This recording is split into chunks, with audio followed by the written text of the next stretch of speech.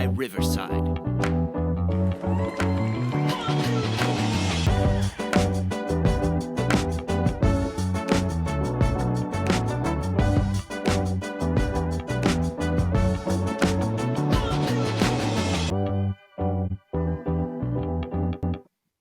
Welcome back to episode 130 of the Backside Groundballs podcast. Super excited to be back here on the pod. My name is Trevor Powers, and as always, I am joined by my co-host, Dan Galati. We have a super fun episode today. We're going to talk a lot in detail about the recruiting process with Sam Sharf, who is the Director of Baseball Operations at the College Sports Advisors. Sam, thank you for joining us on the podcast.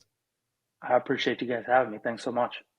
Yeah, definitely. I mean, obviously, we appreciate you taking the time to sit down and hopefully, you know, our perspectives and kind of giving some information about the recruiting process is going to be really beneficial to families everywhere. But obviously, with our partnership with TPA, I think that everybody's going to appreciate that. But first, talk a little bit in detail about what you guys do at CSA and kind of how you go through the process and help families kind of get through the weeds and all of it. For sure. So we're a player management company. We work alongside student athletes and their families in an advisory capacity to help them achieve in the recruiting process. We really try and take a holistic approach to it, you know, and ensure that every facet and decision that the player's looking for, you know, across both their athletic and academic part of the process, you know, is being well thought out, that there's an overlying strategy and so that they can achieve and ultimately find the right fit at the college level. So I just got to ask you when, you know, because this, you know, we were talking before we got on air about kind of the whole, you know, broader spectrum of college baseball recruiting right now. And specifically, I guess for you, how important is it for you and being successful with what you do? Because obviously this is your livelihood and your job of building the relationship with the kids and the parents to help them get to that next step. Because I would have to imagine, you know, for these people to trust you to allow you to advise them on, you know, for a lot of these 16, 17, 15, 16, 17-year-olds, it's the biggest decision of their lives to that point.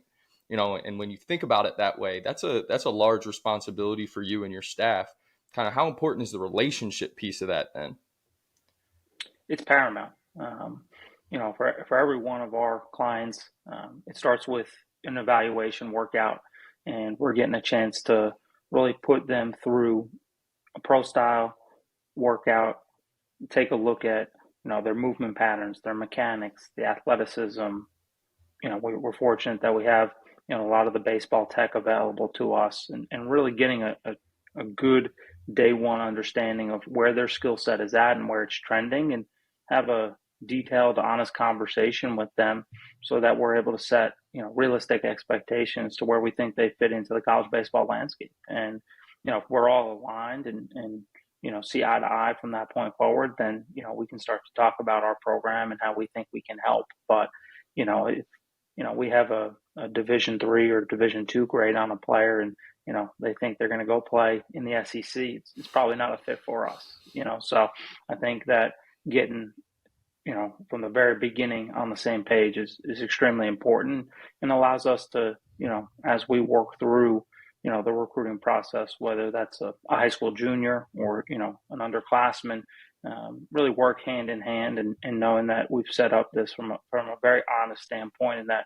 we're going to be able to, you know, as we move forward, hit every objective and feel great about the destination that we're working towards. So you mentioned a couple of times there, honesty. And I think that's something that when we talk about the recruiting process in general for all of us, right, from our perspectives as former college coaches and obviously in your role, it's something that it's so tricky, right? I don't want to say, because some people, you know, say what people want to hear and obviously, and that's a big part of it. So talk about the importance of honesty and under promising and over delivering at the end of the day, because I'm sure as a company that's more sustainable long term, is being able to under promise and over deliver. Yeah, certainly. I think player evaluation is tricky, right? I think, you know, you guys, you know, college coaching background would certainly agree with that. And I think first and foremost, right, when you go through that evaluation process, we look at setting kind of the floor and the ceiling of that recruitment. Right. Hey, if the player, gets marginally better over the period of time, right, that he has before, basically that summer between the junior and senior year of high school, this is the kind of schools and level of play that's going to be appropriate, right? If there's, certain growth that we think is, achievable, it can maybe grow, to the high end of that spectrum, right? So kind of setting those, expectations, I think gives you a little bit of room, right? But you got to be honest inside of there and ultimately kind of rely on the experiences and the knowledge that you have. And also too, I think, lean on the relationships with college coaches, right? Sometimes it's reach out to somebody, in the area and say, hey, have you seen this kid play? What do you think of him, right? To start to help set that basis point for us in terms of, hey, these are, the ultimate decision makers in this process, and what are they telling us with this particular skill set? And then, from there, it's just about having, a good conversation with the player and family, and being straightforward, and is that going to hurt us sometimes in regards to, the sales process? Yes, but there's a lot of players out there, and we'll work towards, finding the next guy and a guy who's a better fit for our program and our culture. And, we've been successful. We're coming up on 103 commitments in 3+ years. But we've been very fortunate that 98% of our players have made a college baseball commitment. So that's really what we strive to do. And it's a result of, first and foremost, the commitment level of our players and families and the way that they work towards achieving that. They've earned every opportunity, but again, it goes back from making great decisions on those clients from the get-go, and alignment, right, and making sure that ultimately we're going to be able to get to the finish line.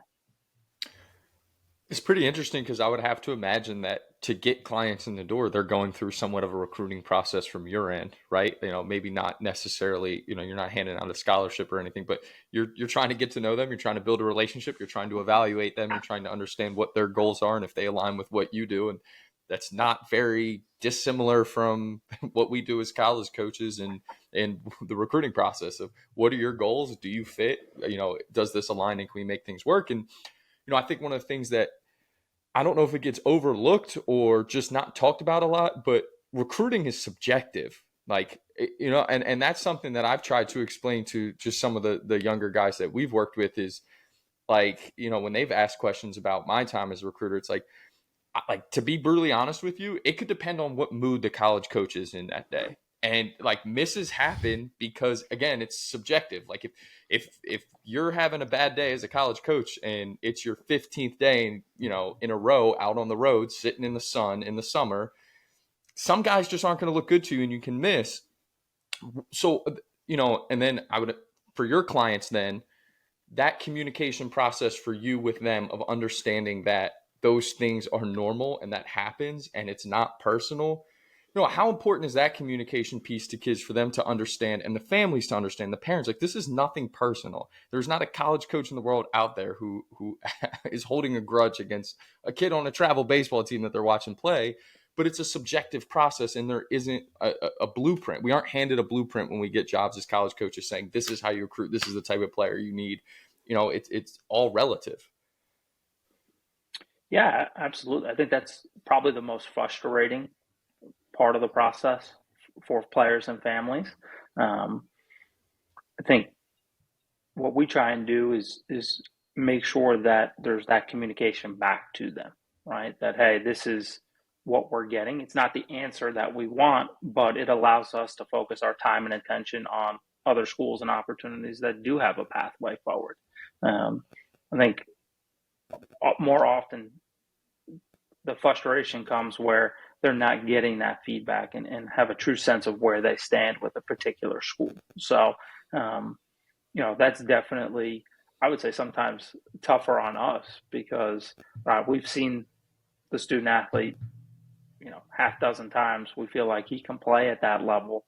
Obviously we've communicated with that particular coach and, for some reason during that, evaluation just doesn't click for them. And, that's that's the way it goes, so it can be frustrating at times, but again, there's more opportunities, and definitely can't have all of our eggs in one basket, and have to continue to attack the other schools and programs that are out there. And I think as long as they have a true sense of where they are, and that they're not continually chasing an opportunity where the door is closed, oftentimes is the best approach. Yeah, one of the things that I find super awesome about being able to communicate with families in the recruiting process is being able to see people succeed, right?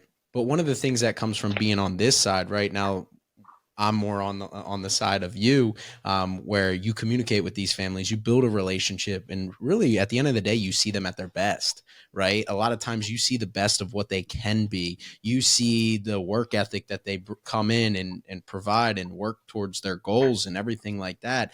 And then it's hard to pick up the phone and then call X school that you think you would be a great fit for. And then they go, he's just not a fit. He's not what we're looking for. They don't get to see 18 to 22 at bats. That's what I tell kids all the time is like, listen, college coaches have a 45-minute window sometimes to make a decision on whether you're worthy of a scholarship, of an opportunity. Sure, they might cross-check you down the road, but you've got to impress in a small amount of time. Whereas on our end of seeing these kids play each and every weekend, or seeing them play through their high school season and getting feedback from the work they're doing, you obviously see more. How do you factor that into your evaluation when you're talking to these families? Like, we have you as a D2, D3 grade or whatever it is hypothetically, but not getting caught up in the emotions of, but I really like this kid, because that does matter at the end of the day.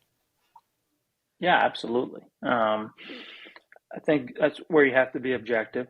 I think there are some value, right, in physicality, right? So certain body types are going to certainly stick out, right, at different levels of college baseball, right? You look at a roster on any of these websites, those things start to matter, right? There's not a lot of 155-pound guys at the Division I level.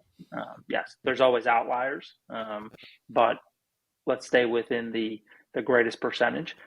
So that's kind of the first checkpoint for me, right? The physicality has to match the level of play.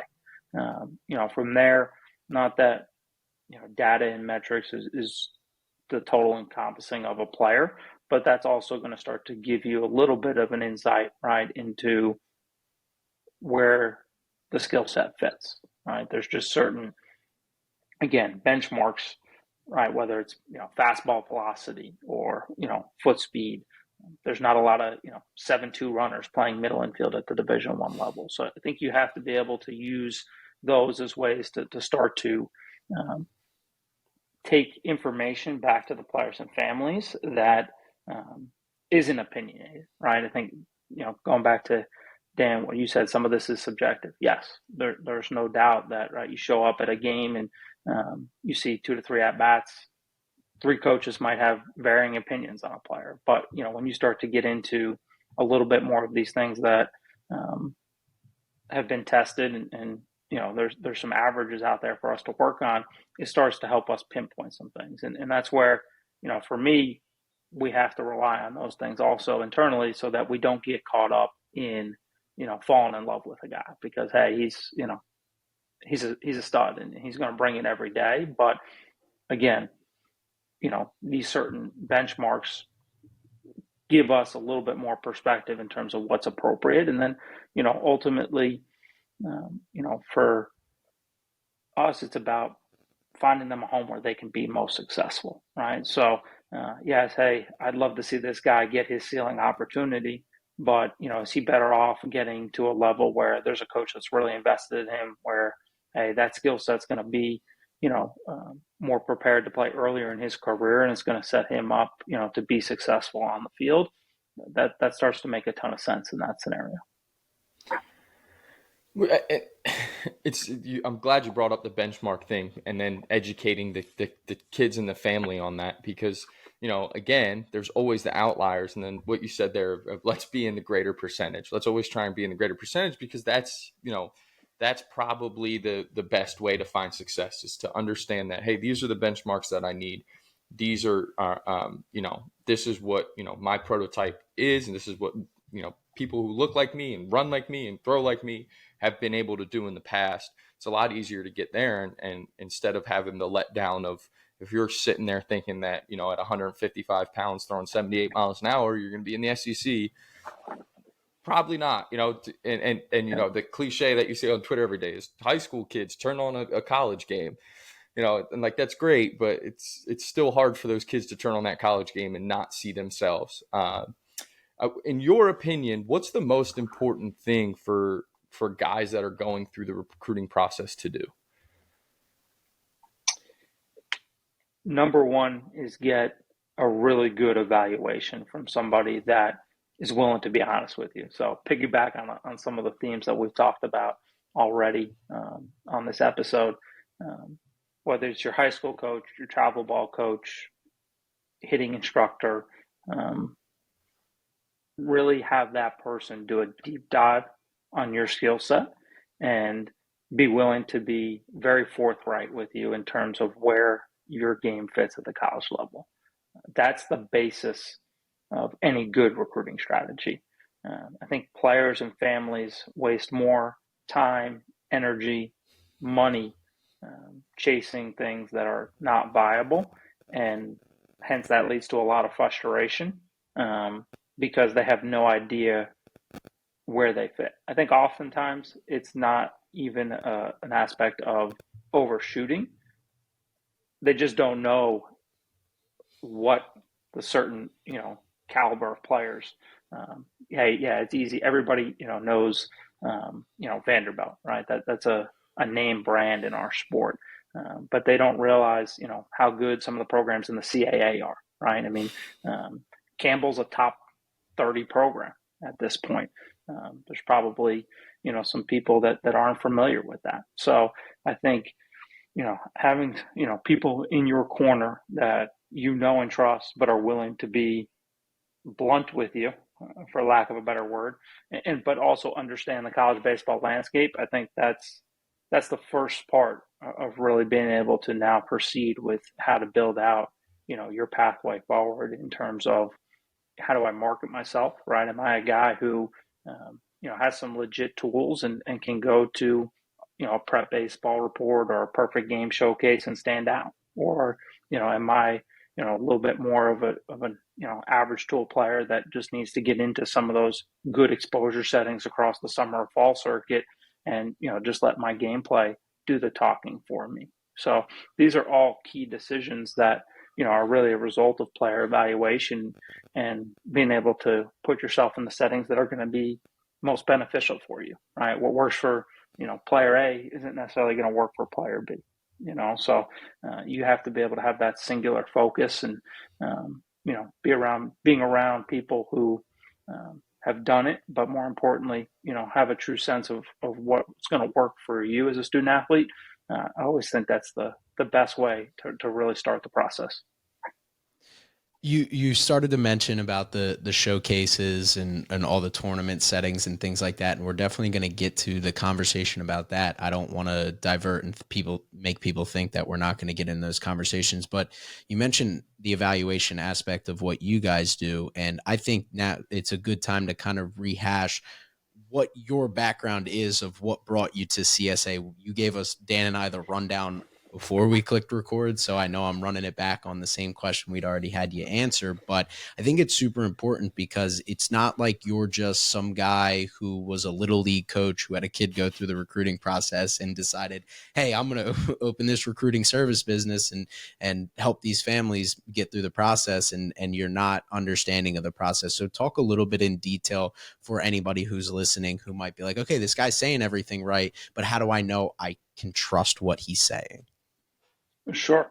Well, my learning process started really in the thick of it. I was a student assistant at Penn State University from 2009 to 2013. Was around Division I, Big Ten program, every day for 4 years. So you start to calibrate, right, what, the play looks like at that level and the physicality and the size of the players, right? Was fortunate to be around a great staff and, had some additional responsibilities in terms of on-campus recruiting and, being able to sit in some recruiting meetings and start to really get a firsthand view and perspective of the decisions and the conversations that are being had, from a college coaching staff. From there, was able to spend, a great 8 years, at a company in an advisory capacity on the summer ball circuit, showcases and camps, a lot of different touch points across the amateur space, being around players and families that were, going through this process. And then, in March of 2020, felt like I was at a point in my own, career path and development that, I was well positioned to start College Sports Advisors and, take a singular focus of this advisory capacity, to try and best help players and families. There's so many good people out there, travel ball teams, trainers, hitting coaching, pitching coaches, but really wanted to hone in on this niche and being able to spend as much time and energy, helping families achieve their goal within the recruiting process. It's such an important decision. We were talking about the 40-year decision cliche that's out there, but really when you think about, your degree and your major, it really starts to have that kind of effect on, each of these young men's future, and never want to be able to get away from that. But, taking it a little bit more into a tighter time frame, these 4 years of college should be some of the best of your life. And when you start to put the athletic recruitment part into it, it definitely complicates things. But, we want to make sure that they have great information, and that at the end of the process, we've set them up for success, and that they feel really good about, where they're going, and that ultimately they're going to have, the experiences and the relationships, over the course of their college career that are going to be unforgettable. I find it interesting. So across between Penn State, your previous stop, where you're at now, you've been in basically recruiting for 15 years in one way or another now, right? If my math is correct, that sounds about 15 years. How has it changed in the last 3 years, in your opinion? And what's the fallout going to be, if there is any, of the backlog of kind of what we've seen from some of these extra years? Obviously, what's going on at the very top level with NIL, and then even throw in the extra bucket of the transfer portal, where, at the Division I level, obviously the one-time transfer is the biggest impact on it. But what the portal has done, which has been around longer than people realize, is the fact that now, as a Division II or a smaller school athlete, everyone in the country can see your name when you transfer. Whereas in the past, you'd have to start reaching back out and kind of start the recruiting process and identification process again. Is there a fallout? What's the biggest change been? Kind of, because the landscape just in the 3 years is probably massively different. Yeah, I think post-COVID has been the biggest change in college recruiting, just not in baseball, but college recruiting in the longest time. Certainly the extra years of eligibility, right, that came as a result of the lost season in 2020 and the Division III level, 2020 and 2021. And I think that is something that isn't talked about enough, right? You had guys who were at the Division III level, now 21, 22 years old, who had played extensively and still had 2 years of eligibility, right? And how attractive that was, for schools, right, to be able to recruit. But yeah, the one-time waiver, I think, is the biggest impact on college athletics. Players have transferred for as long as, the NCAA has been around. That's not a new feature by any means, but the ability to go from, Division I to Division I and be, immediately eligible, for that upcoming season, is a huge incentive for college coaches, right? Ultimately, it's their job to win baseball games. And if they can, bring in, a plug and play where, that guy's more physically, more mentally prepared, right, to perform on day one, that's an asset to them. And, as a result of that, there's just less spots for high school players. If a high school class was, anywhere from, let's call it 8 to 12 players, in 2018, I would say most programs now are at least blending it, right, where you have, let's call it, 50% portal, 50% high school. So you're just seeing a reduction in the amount of spots. And I think particularly you're seeing it at certain positions, probably more effective than others. I still think, high school pitching is highly coveted, right? Those guys are definitely, going to have more opportunity just in terms of how many roster spots, right, are taken up by pitching. And then I think most programs still want to be able to take those young arms and develop them and, have them grow inside of their program, over a 3-4 year period. And then, athletes and guys who can play in the middle of the field. So catchers, shortstops, and center fielders, those guys are still, getting some good opportunity. I think, guys who are, let's call it high school bats, and particularly some guys who probably projected with some power might be the most effective, in my opinion, because it's definitely probably the most difficult tool to evaluate, right, in terms of its progression from the high school ranks into the college game. And I can now go and recruit, whether it's a Division I transfer or D2, D3 bat, that we have a large sample size, probably 300 plus college at bats. We're able to sit there in our office and watch Synergy or Aware and watch, how he handles, 90 plus, velocity in his at bats. There's just so much information on those guys that, going back to the evaluation process, right? What we're talking about, on our end here, CSA, right? College coaches are trying to mirror that. They're just way more information, able to get much bigger depth of knowledge on those guys. And then, when it comes to making the decision on them, you feel like you have a much better sense of what you're offering versus a high school guy where, there's so many variables to it.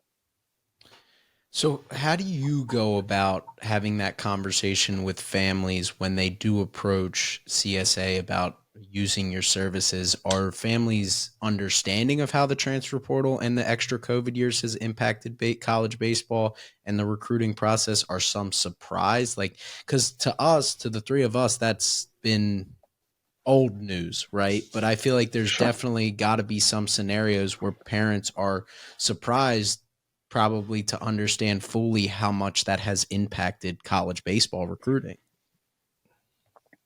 Yeah, absolutely. I think the transfer portal is kind of a buzz term. So there's a lot of knowledge about what that word is, but I don't think they understand the effect, right, that it has on how, coaches are comprising their roster. Definitely don't understand the one-time waiver, right, and the effect that that's having inside of that transfer portal. So just trying to be very informative there. But again, I think what we're able to do is have very specific conversations. If you have a high school arm, we have a 2026 high school arm that's 88 to 92 right now, right? Like, that conversation is not affecting him like it is others. So, definitely, the guy who maybe is, very toolsy, but hasn't been able to quite put it together on the field, where in the past, hey, that's a guy, let's put him, on the 35, and, he's got a year to 2 years to figure it out and develop inside of our program. That's probably one of the guys that's now, on the outside looking in terms of the Division I landscape. So just being very honest with those families, say, hey, you might have to look towards a great Division II or Division III program, right, where you're going to get an opportunity to develop, to continue to refine your game, and go from there. And the one thing that families definitely have a lack of perspective on is the amount of high level play that's at that Division II and Division III level. And ultimately, if you get an opportunity to play at that level of college baseball and end up in a regional or super regional or World Series, I guarantee you're going to enjoy it. And the one thing, if you follow along, just the amount of players that are now making that leap and having impacts at the high. Trevor coached a kid who's now in Chapel Hill. He had a great fall. I think of Seaver King, who was a Division II national champion at Wingate. He's at Wake Forest, generating a ton of buzz, was on Team USA this year. So that's people. I don't know how we will ever change that. The making people more aware of like how much talent there is at Division II and Division III. But I know, just thinking back to, forever ago when I was in high school, and like I had no idea, I had no clue. And I don't know how you do it other than, services like yours and people, having conversations like this is a real thing and this is really good baseball. But I just really quickly wanted to ask, because, you talk about the impact that the one-time waiver and the prevalence in transferring has had on rosters. Do you ever have conversations with your athletes about, well, now if you go into this situation and you don't feel like it's okay, you can transfer? Like, do you ever talk to them about transferring before they even get there? Does that even cross your mind, or is that completely out of your hands once they're in college? It's like, okay, well, if they transfer, that's kind of between them, their coach, and their family. Yeah, no, I mean, we have a great relationship with our players, so that doesn't cease, when they head off to college. You know, we've been, involved in some transfer portal situations with our players where it didn't quite work out, at their first school, and making sure that we help find them a new home where they can be successful. Um, I think we look at it as trying to make sure we get right this initial decision correct, and setting them up for success at school A. Um, there is no doubt that um, the transfer portal as an elevator up, right, is something that you see on social media and kids are more and more aware of. It's a question that has become more prevalent, right? Hey, if I go to a Division II or Division III school, is there opportunities for me, one day to play, at the Division I level? And the answer is yes, right? You have to be honest with them, and there is no doubt that pathway is there for you, but first and foremost, you have to go be really successful, right? Yeah. And you have to make a decision based on, can I achieve on the field in the classroom as a person at this school, right? Because if you don't take care of that, there's no future, right, in terms of moving up, right? All those guys who are getting a chance to, end their career at a higher level, and even inside of Division I baseball, right? Guys who are starting at, really good major programs and finishing in, the SEC or the ACC or, top 50 type program. That doesn't happen without results. So you've got to be locked in on, getting to school, physically prepared, having a great career. And if those opportunities are afforded to you, those are things to, examine down the line. But try not to be in a situation where, you're making a decision and looking too far ahead into the future. But there's no doubt it's happening. I think there's a lot of player movement in college sports right now, and it's something that we've been forced into talking about, and ultimately we want our guys to be successful. So if that's part of their journey, it's something that we'll have to address, and ultimately help them and guide their family to put them in the best situation. I find it so interesting because I almost try to avoid that conversation when I talk to people, because you talked about when you guys do your evaluations that it's the understanding that there are outliers, right? And Dan and the everybody in the college baseball public talk about Alex Madera and talk about Seaver King and talk about those things, but those are about as they're the outliers of Division II and Division III baseball players that are now playing at the Division I level. And I think the point you made of you have to have a lot of success to end up in that position where you are that guy, Yeah. where you are Seaver King or you are Alex Madera. And I'm leaving out the hundreds of guys that have made the leap that, we've all seen, coached against, or heard of through the grapevine. But I find that part of the conversation so hard to go, because I remember specifically recruiting a certain kid who was being recruited by some Division IIs and Division Is, and he mentioned to us on his recruiting visit that, well, how would you guys feel if I went to X school and transferred to you guys? And it was like, we never talked to that kid again.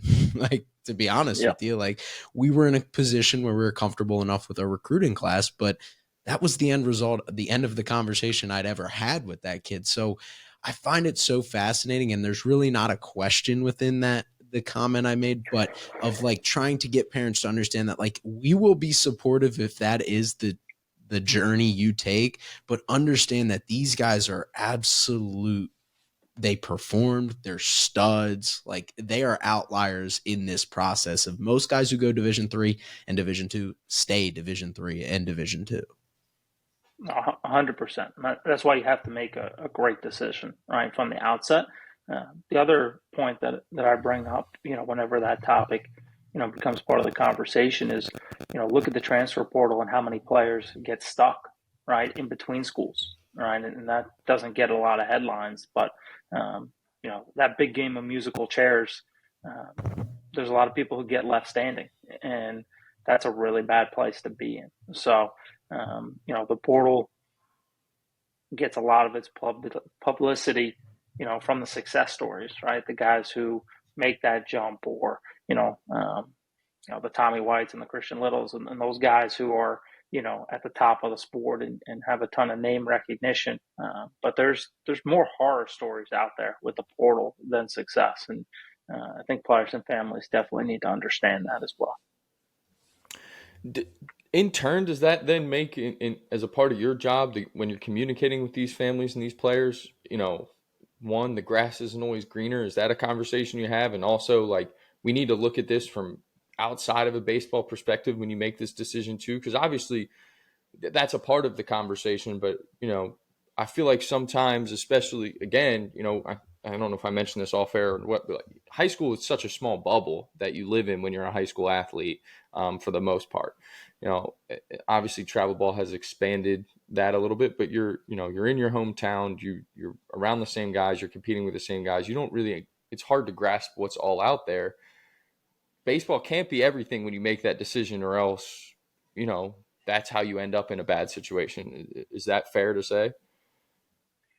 Yeah, absolutely. I think grass isn't always greener definitely applies to this, right? And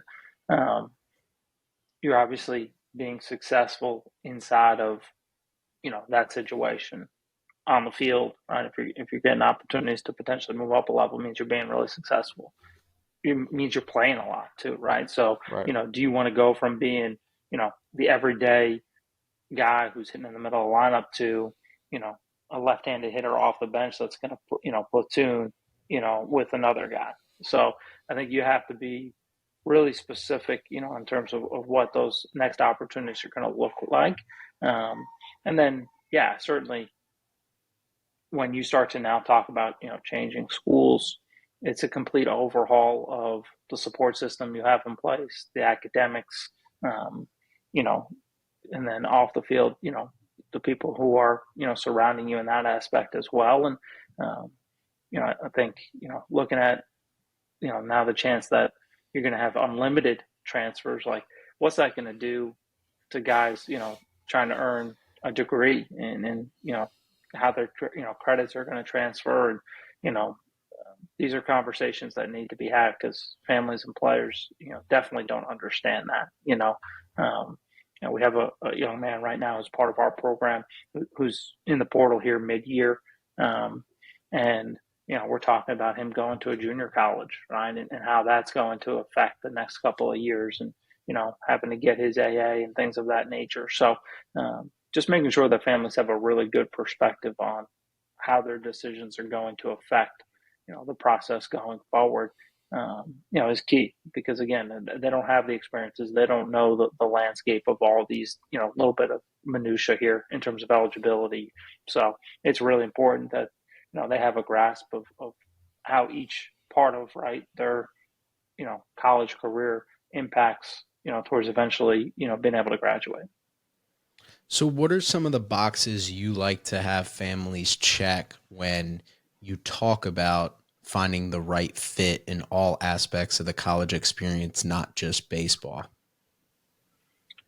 Yeah, I think first and foremost, does the school offer, right, your major or the academic, career path that you want to pursue?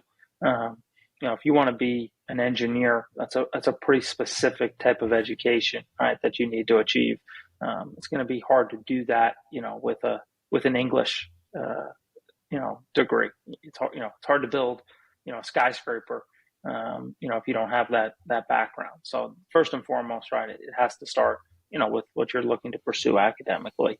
The next piece is, part of the financial picture for that family, right? And getting to understand what their threshold in terms of the college decision looks like. We have some families that, have a very specific number in mind. Maybe it's a, multi, child household, or, certain limitations in terms of what they can afford on a year-to-year basis. And that has to be, part of the strategy pretty early on. Unfortunately, we all pick the wrong sport. It's not basketball. It's not football, right? So there's no full scholarships out there. There's definitely ways to make school more affordable, right? In some places where they can stack money and now take, athletic aid and maybe an academic merit package. But Fordham University, it's a great program in the A10, but school's $80,000+, right? Mm-hmm. So if the family's looking to spend, $25,000 to $35,000 per year, that's a tough, it's tough to make up that much ground. So got to really get an understanding of that so that we can start to, look at the right type of schools, in terms of a cost measure. And then, I think that the last part is obviously, geographic and campus setting, and those are important. But I think, I say those are, kind of category 2 type questions in my mind. Because they're going to have less impact on you day to day. Obviously, if somebody wants to stay close to home, there's going to be some things that we have to focus on there. But always look at academics, athletics, affordability, right, as being the ultimate drivers of the process. We have a young man in our 2024 class who's a tremendous student, world-class, type student. He's going to go to a top 10 school in the world, right, to be a college student athlete. It's a life-changing opportunity. But he never thought he was going to go to school in a city. But that fades real fast when you've got that kind of, special opportunity presented to you in combination of athletics and academics. So, I always think that there's got to be a little bit of flow, in those two areas, but making sure that we can execute and find the ceiling and the best opportunity in terms of academics, athletics, and then making sure it's, within the affordability range for that family. I just want to follow up real quick with how often are families and parents surprised that there are no full scholarships in college baseball? Yeah, there's definitely, I think, some surprise there. I always love it when, a family comes to me and says, oh, we know somebody who's on a full ride to this school. And I just, I kind of smile or chuckle because it's most likely not the case. It's definitely not, a baseball 100% scholarship. There's probably some parameters, built around that. And I think the other thing is those situations don't guarantee success. I think that's probably the biggest thing that families don't understand, right? That, when it comes down to making decisions of who's going to be in the lineup, just because you're on scholarship doesn't mean you're playing shortstop, right? And coaches are going to put the guys who they feel like have give them the best opportunity to win games. We've had, just in my time, being around recruits, numerous guys who, went in as a preferred walk-on, made tremendous impacts on those programs and, maybe earned a scholarship or, perhaps the family didn't need the financial part of it, but had unbelievable careers. And I've seen guys, head to campus with sizable scholarships, not 100%, but sizable scholarships, and it just not work out. So that's not a predictor of future success. Ultimately, it's going to be about what you do when you get to campus. And, I talk about affordability more than scholarship. Mm-hmm. That's awesome. And so obviously we want to be respectful of all of our times here, but I feel like we have so many different topics that I want to go into. So when do you guys usually start communicating with families? When do families, is it on them? Is there like a comfort level of when you feel it's okay for a family to be like, okay, now we're going to start the recruiting process? How's that process go of like being able to get families on board with you guys and get them through the recruiting process? Yeah. So ideally, we'd like to start working with families as freshmen or sophomores in high school. It kind of gives us time to really take that holistic, view that I talked about at the beginning. If we can help them in terms of giving them the best resources in terms of strength, nutrition, player development, we know we're going to be able to heighten, right, the opportunity within the recruiting process, especially, with the new rules, no contact until August 1st of your junior year. It has slowed some things down, with those underclass groups, which I think is a positive. But I still think we can bring, a ton of value to, players in those demographics, and making sure that they're doing the right things to build a solid foundation. I talk about it, in terms of a pyramid, and you got to be, really sound in terms of your academics, right? The choices that you're making in the classroom, whether it's, test prep or course selection, right? Things like that, especially for high academic players on the baseball side, being where you're at from a physical standpoint to now pursue the recruiting process, right? In an aggressive manner, skill development. And then, really from there, you now have, the elements to now start to focus on exposure, player marketing, and eventually move towards, offers and kind of end game decision making. So, if we can start to work with guys as freshmen or sophomores, we're really confident, in our understanding of player development to best situate them for the recruiting process going forward. I look at, a young man that we just had commit to VMI, Trace Monroe from down in Salem, Virginia, kind of in the southwest portion of the state.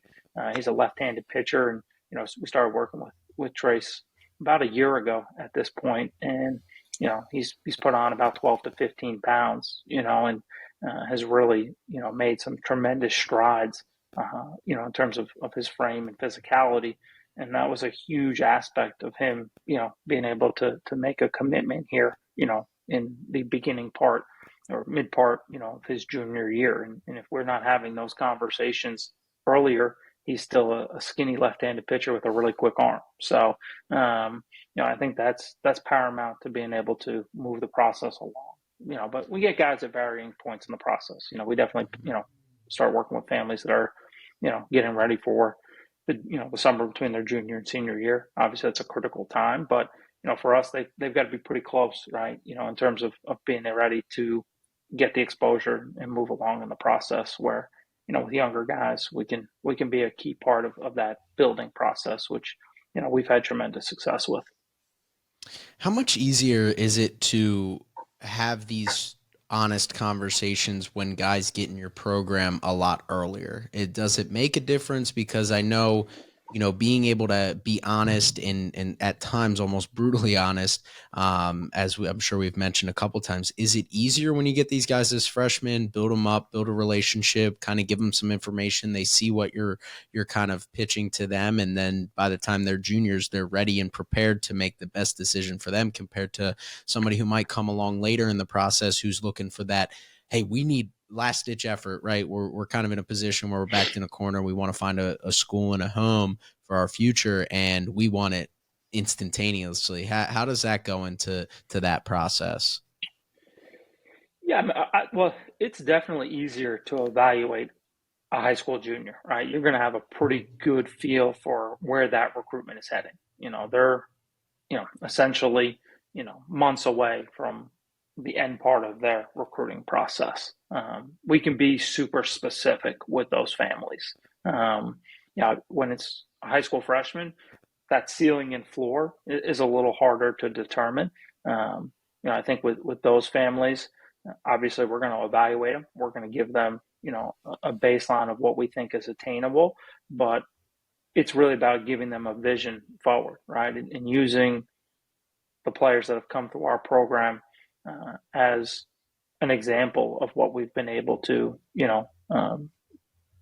be successful with, previously, right? And, pointing towards, guys that we got, as high school freshmen, and the benchmarks that we hit along the way, and ultimately, where they ended up. So I think those are important facets to the conversation with younger players. You mentioned a couple minutes ago player marketing and getting into that, and obviously exposure is a huge buzzword, and I know there are philosophies out there of get in front of as many coaches as you can for as long as you can, as many times as you can, and sure, that might make you memorable, but there's different stages of when you find that when the right time to be is. What do you think, and kind of what do you advise your players on, as far as what the best methods for exposure are and what the best timing for exposure is? Because at the end of the day, we've mentioned, I mentioned earlier about the subjectivity of it all too. Like timing is crucial with a lot of this. If a coach sees you when you're a sophomore and you're 72, a small left-handed 72, not great. But if in Yep. 18 months you hit a growth spurt, you put on weight and you're 80, 86 to 89, well, that's a different conversation. Yeah. So two things. I think number one is it's a showcase. You better have something to showcase, right? Right. So we kind of talk about that a lot of times. And then, just like any walk of life, you only get one chance to make a first impression. So I always think that's really important in terms of when is, the appropriate time for each player to really start that player marketing part of their process. And I think that the simplest way to do that is collect some video, some skill work, maybe some game tape.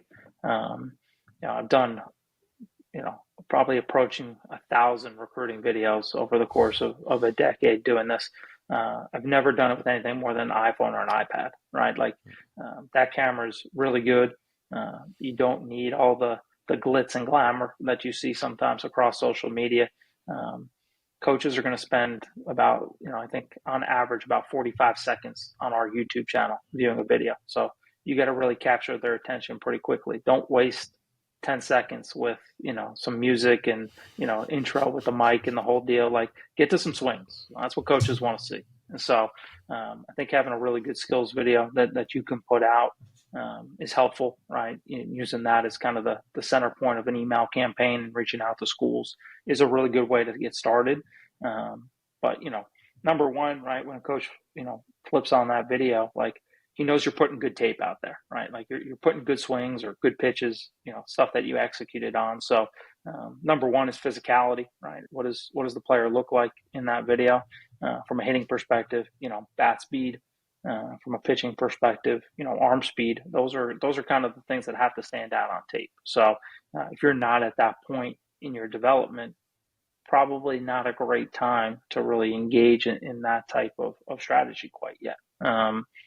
We have a young man in our program who over the course of this off season so far, he's put on about 14 pounds, right? And I spoke with the family, last week, and they wanted to be pretty aggressive, last fall. And I said, you got to be patient. You've got to understand, what coaches are going to see the second, right, that they start evaluating, your son. And we all buy with our eyes, right? Whether it's, cars, jewelry, clothing, right? We buy with our eyes. Baseball players are the same way. So you got to look the part. You got to look good in the uniform. There's value in that. And, this kid on tape right now, 14 pounds stronger, bigger shoulders, defined across the chest, starting to add some mass in the lower half.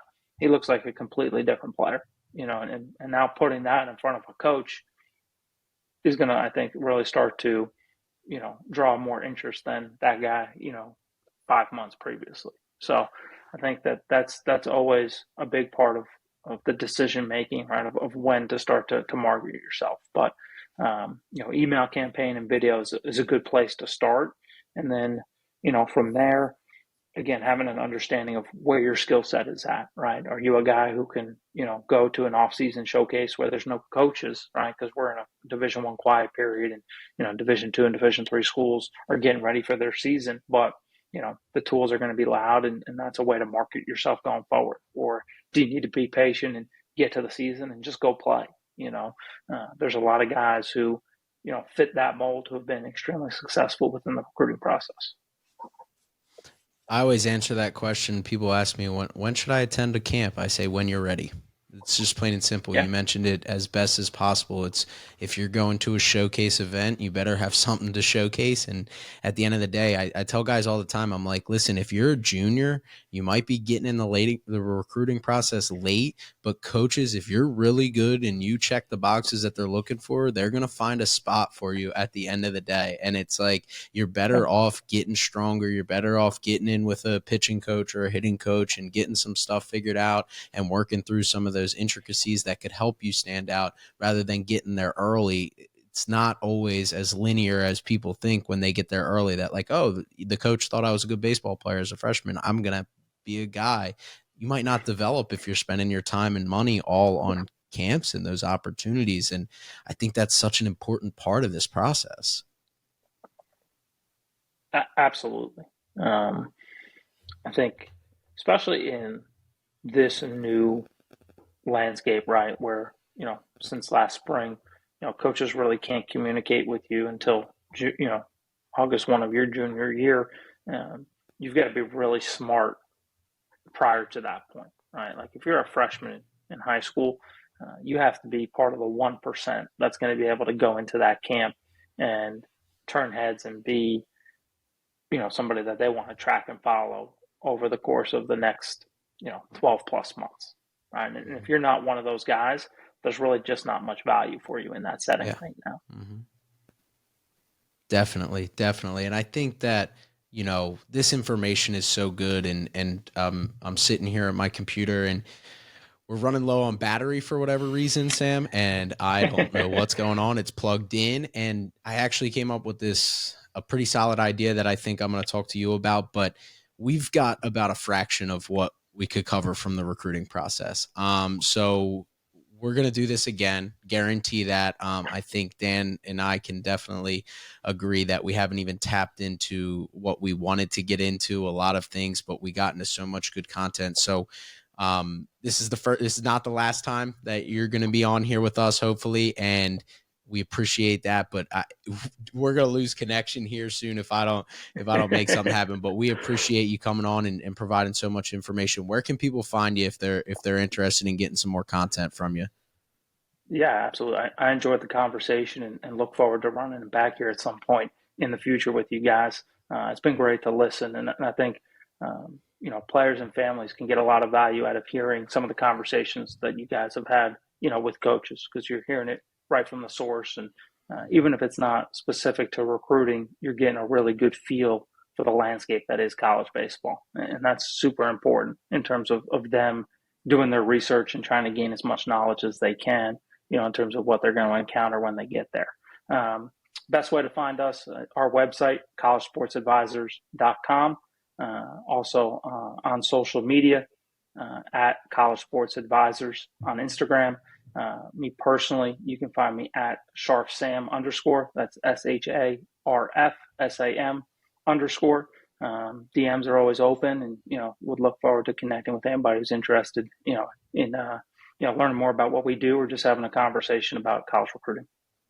Awesome, Sam. Thank you so much. And I know our listeners are going to greatly appreciate that. And we'll definitely, like I said, I mean, maybe we'll get like a 10-part series together, and me and you could sit down and have some conversations and push that out on through both, maybe your website, our YouTube channel, our social medias, your social medias. But I think that would be something that we can definitely talk about off here. But thank you to our listeners.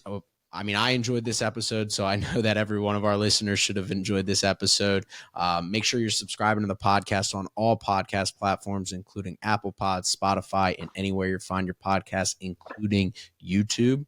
We're starting to transition into closer to the college baseball season, so we're going to start posting episodes twice weekly. We've been one time per week over the last couple of weeks, but we're hoping to get 2 episodes out per week on Monday and Thursday, hitting your feed at 7 a.m. sharp.